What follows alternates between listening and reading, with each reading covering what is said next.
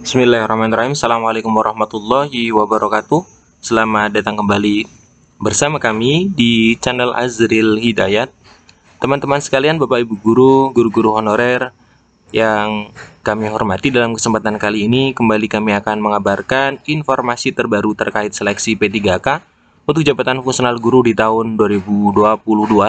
Dalam kesempatan yang baik ini, kembali kami akan mengabarkan informasi yang cukup penting yang harus difahami untuk guru-guru honorer yang akan mengikuti seleksi P3K ini.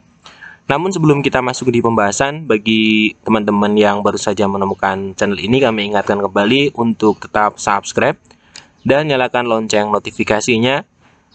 Terima kasih bagi teman-teman yang sudah setia menyimak video dari channel kami. Channel ini insya Allah akan mengabarkan informasi terkait dengan seleksi CASN di tahun 2022 dan tahun-tahun berikutnya, sehingga memberikan gambaran bagi Bapak Ibu guru yang ingin menjadi ASN P3K.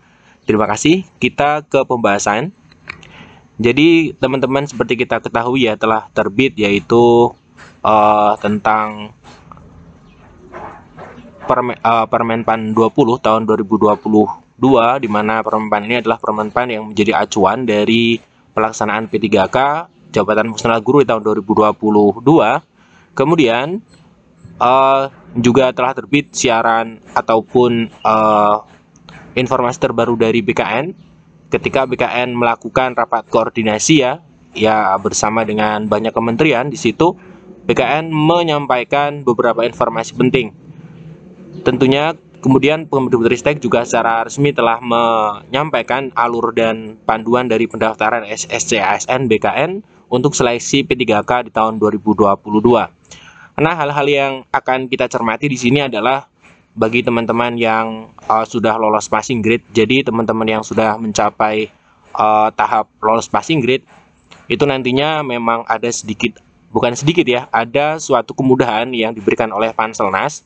Tentunya teman-teman nantinya akan mendapatkan prioritas utama dalam pelakmaran atau penempatan P3K di tahun ini.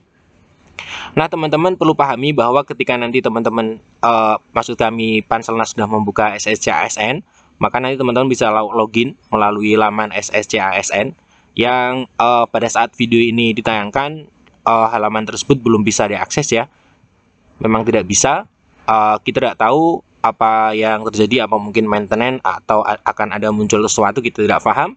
Nah, namun teman-teman yang perlu teman-teman pahami, Bapak Ibu guru, rekan-rekan semuanya pahami bahwa nanti ketika login melalui laman SSC-ASN BKN, tentunya nanti teman-teman yang sudah lolos passing grade itu tinggal memasukkan akun yang lama, akun di tahun 2021. Baik untuk pelamar umum, pelamar prioritas 1, 2, dan 3, nanti otomatis akan terdeteksi oleh sistem yang sudah memiliki akun ya di tahun 2021. Bagi yang belum, maka tentunya akan melakukan pendaftaran akun. Nah, sistem ini terintegrasi dapat mendeteksi secara otomatis kategori masuk P1, P2 ataupun P3. Nah, di sini akan kami sampaikan untuk teman-teman yang sudah lolos passing grade itu hanya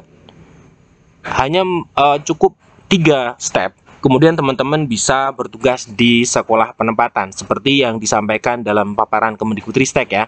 Bagi teman-teman yang sudah lolos P1 atau yang sudah lolos passing grade masuk kategori P1, nanti teman-teman hanya tinggal login menggunakan akun di tahun 2021. Nanti setelah itu sudah ada notifikasi penempatan. Nah, hanya itu saja. Ketika teman-teman memilih iya, maka teman-teman bisa langsung melakukan proses pemberkasan. Setelah itu, penerbitan NIP, teman-teman langsung bisa bertugas di sekolah penempatan. Jadi stepnya cukup mudah. Hanya step pertama, login di SSC-ASN, kemudian muncul notifikasi. Setelah itu, teman-teman setuju dengan penempatan, maka langsung diproses pemberkasan. 3 step saja, kemudian setelah itu teman-teman bisa menjadi ASN P3K di tahun 2022. Nah, yang akan kita bahas di sini bukan cuma sampai di sini. Hal yang penting terutama di sini adalah pada proses pemberkasan. Kita bisa lihat di paparan BKN bahwa di paparan BKN tentang pengusulan penetapan NIP itu diawali dari yang pertama adalah bagi teman-teman yang sudah lolos seleksi melakukan pengisian DRH atau daftar riwayat hidup, dan pemberkasan kelengkapan penetapan nomor induk CASN melalui akun SSCASN masing-masing. Nah, jadi ketika teman-teman semuanya sudah menerima penempatan, maka setelah itu teman-teman melakukan pengusulan ini di sini ya. Nah, proses pemberkasan ini salah satunya adalah dengan pengisian daftar riwayat hidup atau DRH. Nah, setelah itu baru instansi mengusulkan dan penginputan dokumen rencana penempatan lokasi formasi bagi peserta yang sudah selesai mengirimkan DRH. Kemudian setelah itu BKN mengolah melalui SAPK. Nah, setelah itu barulah terbit NIP 3K dan teman-teman resmi menerima NI. Setelah itu teman-teman bisa bertugas di sekolah penempatan ketika SK dari pemerintah daerah sudah terbit dan teman-teman sudah bisa melakukan atau bertugas dan secara resmi menjadi P3K atau ASN P3K guru. Nah, jadi ini stepnya teman-teman. Ini cukup bersyukur bagi teman-teman yang sudah lolos passing grade, hanya tinggal melakukan step ini saja. Nah, berhubungan dengan hal ini, kita lihat di Permenpan tentang pengangkatan menjadi P3K di pasal 42 bagi pelamar di poin yang pertama ya, ayat pertama, pelamar yang dinyatakan lulus diangkat sebagai calon P3K. Nah, pengangkatan tersebut ditetapkan oleh keputusan PPK instansi daerah. Artinya SK yang ditandatangani oleh bupati atau wali kota ataupun gubernur, tergantung dari daerah teman-teman sekalian. Apakah termasuk kabupaten, kota, atau di provinsi. Kemudian, keputusan PPK instansi tersebut disampaikan kepada Kepala BKN untuk mendapatkan nomor induk PPK.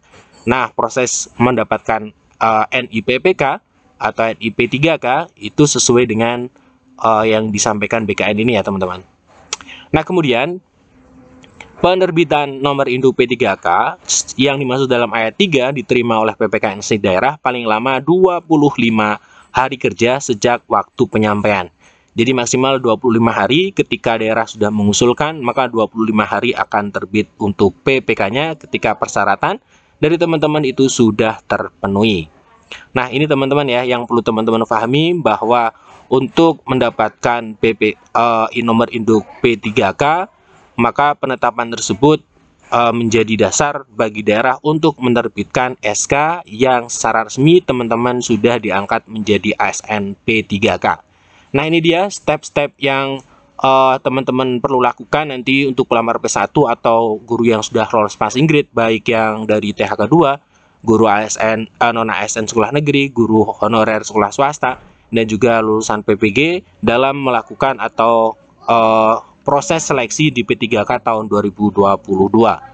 Nah, tentunya hal yang perlu dicermati di sini berhubungan dengan pelaksanaan atau teknis pelaksanaan P3K.